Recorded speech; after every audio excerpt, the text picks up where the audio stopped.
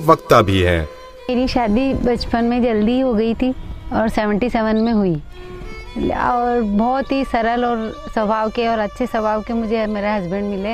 हम एक भिलवाड़ा आए और फिर 2000 में ये जो सिस्टम है RCM चालू किया।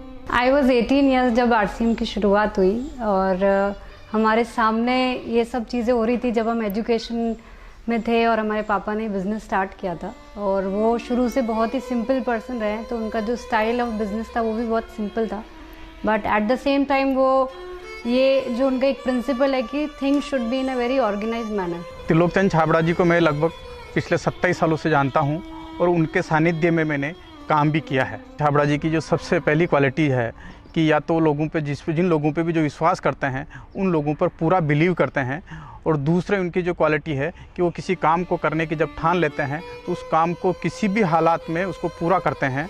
जब ये चालू किया था RCM, उससे कुछ समय पहले कुछ सिस्टम यहाँ हिंदुस्तान में चलते थे जो जानकारी में आए, तो एक दिमाग में पता नहीं एकदम विचार से आया कि ये तो बड़ा सुंदर सिस्टम है, अगर हम इसमें नॉर्मल प्रोडक्ट जो हमारे रोज़ उपयोग होते हैं वैसे प्रोडक्ट लाकर अगर करें तो ये तो देश के लिए बहुत अच्छा सिस्टम है, बहुत सारे लोगों को इसका लाभ मिल सकता है।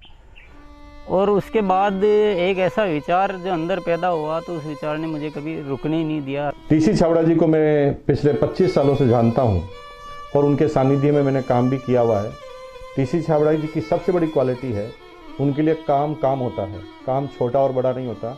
वो हर काम को उतनी ही सीरियसनेस से करते हैं, चाहे वो काम छोटा हो चाहे बड़ा हो। मुझे याद है जब RCM की सबसे पहली मीटिंग हुई थी, एकदम फर्स्ट मीटिंग, मैं उस मीटिंग में प्रेजेंट थी और वो एक पेड़ के नीचे बाहर मीटिंग हुई थी जहाँ पे मुश्किल से शायद 20 लोग बैठे होंगे। क्या मालूम, इनसे पहली बार मिलते ही मुझे लगा कि कुछ विशेष व्यक्ति है ये, जो बोल दिया एक बार फिर वो याद है, वो एक कंप्यूटराइज काम हो गया। मेरी एक नेचर है कि मुझे अगर कोई चीज़ अच्छे से समझ में आ गई, मैं कन्विंस हूँ कि हाँ ये ज़िंदगी में सही है या ये काम सही है, तो मैं फिर किसी के रोके रुकता नहीं हूँ। तो RCM की भी यही कहानी है। शुरू में सबने मना किया, परिवार वालों ने भी मना किया, दोस्तों ने भी मना किया, बहुत सारी चीज़ें भी हुई, लेकिन मैं कन्विंस था, मुझे समझ में आ गया था कि ये सिस्टम है, इसको देश को इसकी ज़रूरत है, आम आदमी की ज़रूरत है। वो हमेशा एक ही चीज़ बोलते हैं लाइफ में कि चाहे दुनिया कहीं पे भी कुछ भी कर रही हो, चाहे पूरी दुनिया भी अगर वो चीज़ कर रही है और अगर वो गलत है तो हमको उसका साथ नहीं देना चाहिए, हमको हमेशा सही चीज़ ही करनी चाहिए।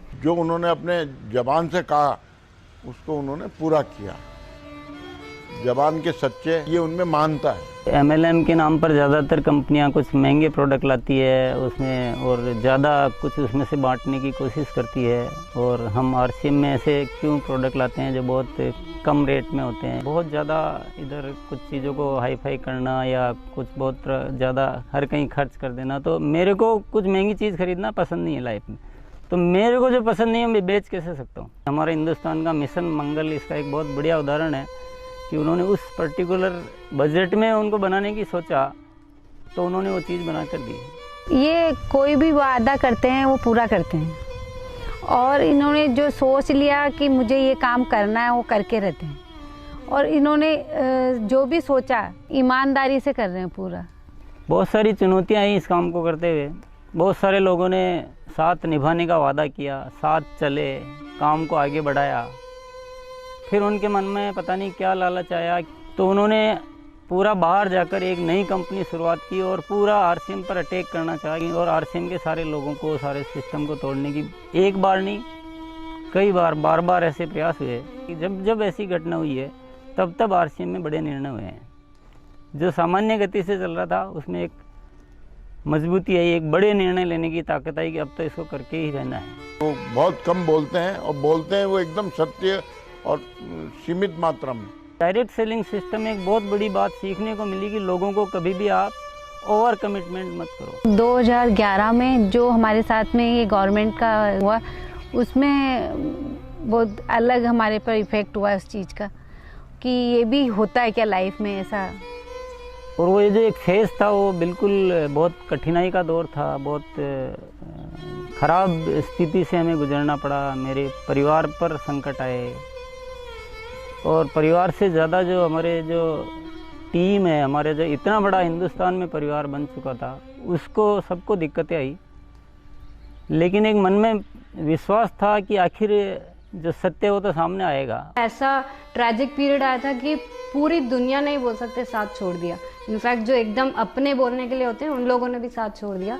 लेकिन पापा की वो जो हिम्मत थी, और जब भी हमने उसके बाद या उस दौरान जब भी हमको मौका मिला उनसे बात करने का, उन्होंने एक ही चीज़ बस हमको बोली थी कि सब कुछ ठीक होगा, क्योंकि हमने कुछ गलत नहीं किया किसी के साथ। हमारे जो आरसीएम परिवार है उनका इतना विश्वास था कि उन्होंने 1 साल इंतज़ार किया और पूरा डटे रहे, और जब उनका इतना विश्वास था तो उस विश्वास में इतनी ताकत आ गई, और ये सब चीज़ें जो भी संकट का समय था वो निकला, और अब सब चीज़ें धीरे धीरे